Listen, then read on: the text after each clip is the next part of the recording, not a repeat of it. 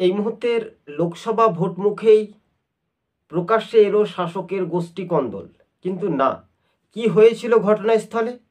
বিজেপির কর্মী ত্রিপুরাতে কি অভিযোগ করছেন, কাদের বিরুদ্ধে? Video footage. গতকালকে সকালবেলাতে বিলুনিয়ে গেছিলাম। বিলুনিয়াতে যাওয়ার পরে আসার সময় কিছু লোক আমারে শুনতে পাচ্ছেন? কুটকে ব্রিজের এখানে আটক করে, গাড়ির সামনে দাঁড়াইয়া, বাইকের সামনে দাঁড়া করাইয়া আটক করে সুশান্ত দেবনাথ, বিজয় শীল, বাটু সেন, ওরা আমাকে মারধর করে। ওখানে মারধর করার পরে ওখান থেকে আমার গাড়িতে উঠে শ্রীনগর সিন্ডিকেটে নিয়ে আসে। ওখানে ইচ্ছা মতন আমার অনেক মারধর করছে, আরও অনেক লোক ছিল, একটার পরে একটা। পরবর্তী সময় আমি সেন্সলেস হইয়া যাই। যখন আমার হোশ আসে রাত্রেবেলাতে, তখন আমি হসপিটালে ভর্তি। আমার দুটা মোবাইল ছিল, রিয়েলমি 7, রিয়েলমি 53 একটা, আর একটা রিয়েলমি 7। 2024 লোকসভা ভোটে একদিকে যখন ত্রিপুরাতে বাম কংগ্রেস তারা একটা জোটের জন্য একটা আওয়াজ উঠেছে উত্তর পূর্বে রাজ্যে ত্রিপুরাতে, তার মধ্যে মাঝে দেখা যাচ্ছে যে আইনের শাসনে সুশাসন চলছে বলে এমনটাই দৃশ্য যখন বিজেপির মন্ত্রীর এলাকাতে দেখা যাচ্ছে। সাবরুমে শ্রীনগরের ঘটনা, এই সাবরুমে তখন আমরা দেখতে পাচ্ছি যে বিজেপির মন্ত্রী সাংসদদের নিজ এলাকার ঘটনা। তবে সাবরুমের বিধায়ক অর্থাৎ জিতেন্দ্র চৌধুরী এই বিষয়টাকে তীব্র নিন্দা জানিয়েছেন, সিপিএমের বিধায়ক। অন্যদিকে কংগ্রেসের সভাপতি যিনি রয়েছেন আশিস কুমার সাহা, বিজেপির যে দ্বন্দ্ব সেটাকে তারা প্রকাশ্যে এনেছেন। যদি বলা যায় উত্তর পূর্বে রাজ্যে সহ বাংলা, ত্রিপুরা, আসাম এই সব রাজ্যগুলিতে বেশি পরিমাণে হিংসা হয় ভোটের সময়। কিন্তু এই ভোটের সময় যে হিংসার রাজনীতি, সেই হিংসার রাজনীতি কতটা উজ্জীবিত হবে বা কতটা প্রভাব পড়বে তার প্রমাণিত কিন্তু ভোট বাক্সে, ইভিএম বাক্সে কিন্তু জমা পড়তে পারে।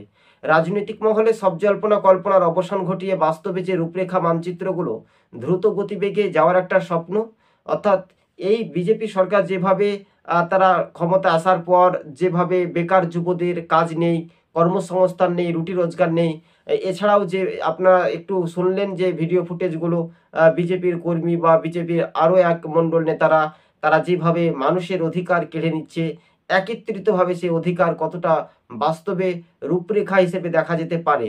একদিকে ত্রিপুরাতে যখন শাসক দল বিজেপি এবং বাংলাতে যখন সন্দেশখালি যে ঘটনা সেটা নিয়ে একটা দাপাদাপি মাথামাতি চলছে।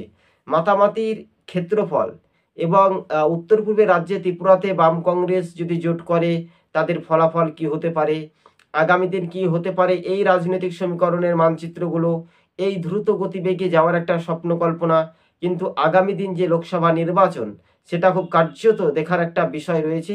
2024 অর্থাৎ 100 কোম্পানি কেন্দ্রীয় বাহিনী ত্রিপুরায়, বাংলাতে 920 কোম্পানি কেন্দ্রীয় বাহিনী থাকবে। তাছাড়াও এই রাজ্যের আদতে কি সন্ত্রাস দমানো কমবে? জাতীয় নির্বাচন কমিশন বলবে এক আর ভোট হবে আর এক।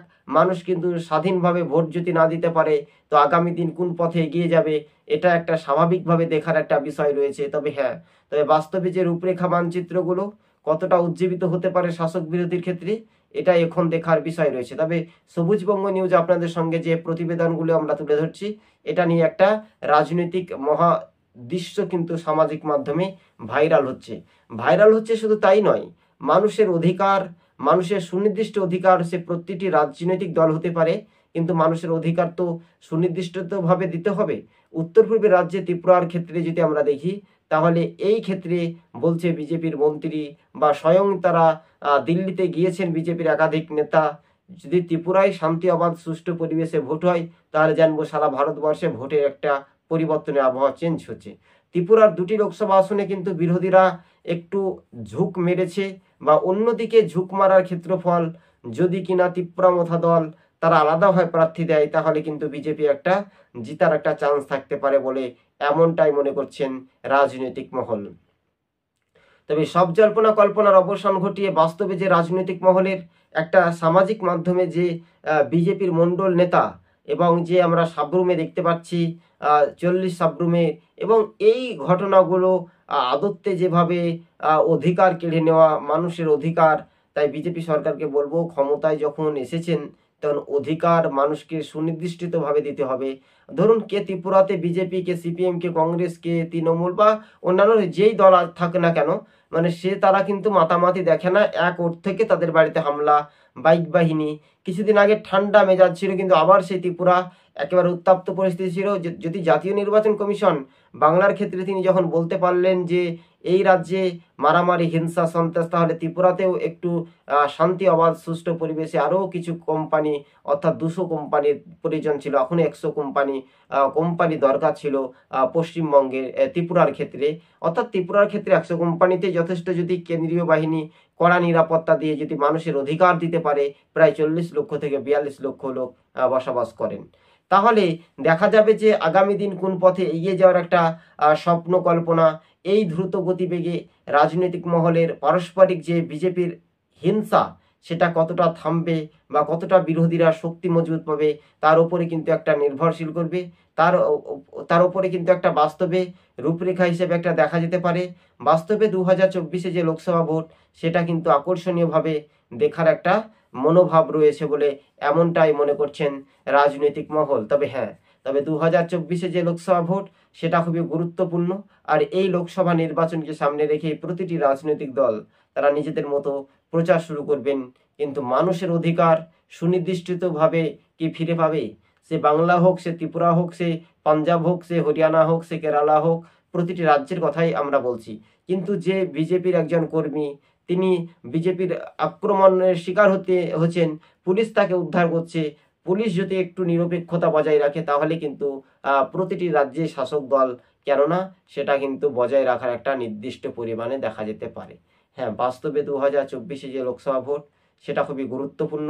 আর এই বিষয়গুলি আপনারা একটু মনোযোগ দিয়ে শুনবেন, কেননা ত্রিপুরাতে চাকুরি, বেকার যুবদের কাজ, রেগার মজুরি, অর্থাৎ এই সব কিছু ঊর্ধ্বে নিয়ে একটা টান উত্তপ্ত পরিস্থিতি দেখা গিয়েছিল। তবে বাস্তবে যে 2024-এ লোকসভা ভোট, সেটা আর হাতে মাত্র বেশি দিন সময় নেই, কেননা খুবই কম। এই রাজ্যের মানুষ একটা শান্তি, অবাধ, সুষ্ঠু পরিবেশে কতটা উজ্জীবিত হতে পারে, কতটা দেখার একটা বিষয় হতে পারে, কতবার রাজনৈতিক সমীকরণ দেখা যাবে, সেক্ষেত্রে মানুষের অধিকার কতটা ফিরিয়ে দিতে পারবে। তাছাড়া বিজেপির সুশাসন, ঘরে ঘরে আইনের শাসন, আমরা দেখেছিলাম বিরোধী ভোট ভাগ বসিয়ে ত্রিপুরাতে ক্ষমতায় আসে বিজেপি। তবে এই বিরোধী ভোট ভাগাভাগিতেই আবারও ত্রিপুরাতে কি 2টি আসনে জিততে পারবে, শাসক না বিরোধী? কাদের দাঁড়িপাল্লা ভার ওজন বেশি? এটাই নিয়ে আজকে আমরা বিশেষ প্রতিবেদন তুলে ধরেছি সবুজবঙ্গ নিউজের পক্ষ থেকে। প্রিয় দর্শক বন্ধু, আপনারা যদি আমাদের ইউটিউব চ্যানেলটি যদি ভালো লেগে থাকে, অবশ্যই সাবস্ক্রাইব করে সঙ্গে থাকবেন। ত্রিপুরার গণতন্ত্র, স্বাধীনভাবে মানুষ ভোট দিতে পারবে তো? 100 কোম্পানি, কেন্দ্র বাহিনী থাকছে।